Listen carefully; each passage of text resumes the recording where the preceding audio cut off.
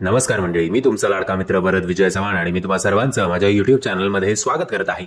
मंडळी, वरुण धवन आणि Keerthy Suresh starrer baby John हा सिनेमा येत्या 31 मे 2024 आपल्या भेटीला येणार आहे.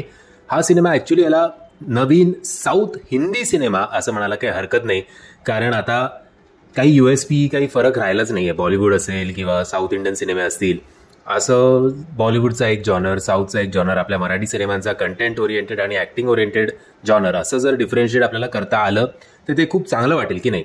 पण आता तेच परत मास मसाला सिनेमे विथ असं बॅकग्राऊंड जर तुम्हाला ऐकायला मिळालं की देखो देखो आया बेबी जॉन, अरे अरे लेगा सबकी जॉन. आता जॉन आणि जॉन त्यांनी असं मर्ज केलंय, तो भाग निराळा. बट असं वाटतंय की आपण अल्लू अर्जुनचा किंवा थलापती विजयचाच एखादा आगामी सिनेमा बघतोय, असं अजिबात वाटत नाही की आपण बॉलिवूडचा सिनेमा बघतोय. लवकरच, आधी ठीक होतं, आधीसुद्धा बरेच बॉलिवूडचे सिनेमे हे रिमेक केले होते साऊथच्या सिनेमांपासून, पण तेव्हा लोकांनी एवढे साऊथचे सिनेमे बघितले नव्हते. आता खास करून लॉकडाऊन नंतर लोक ओपन टू ऑल झाले आहेत या OTT प्लॅटफॉर्म्समुळे आणि सगळ्या प्रकारचे सिनेमे बघतायत. आणि अशा प्रकारचं बॅकग्राऊंड म्युझिक, म्हणजे आता फॉर एक्झाम्पल कॅप्टन मिलरमध्ये धनुषचं बॅकग्राऊंड म्युझिक होतं. जेव्हा धनुष यायचा तेव्हा आया आया कॅप्टन मिलर गपा गपा गपा गपा.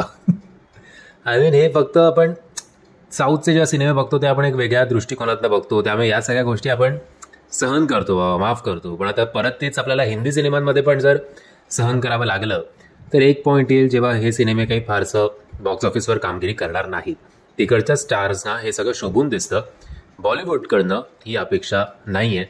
पण ठीक आहे, कदाचित मास मसाला जर कुठले सिनेमे आजूबाजूला नसतील बेबी जॉन या सिनेमाबरोबर, तर हा सिनेमा चालेल सुद्धा, कारण वरुण धवनला सुद्धा एक कमबॅकची गरज आहे.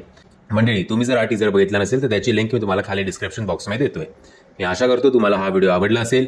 जर तुम्हाला हा व्हिडिओ आवडला असेल तर प्लीज या व्हिडिओला लाईक, शेअर आणि चॅनलला सबस्क्राईब करायला विसरू नका. जय हिंद, जय महाराष्ट्र.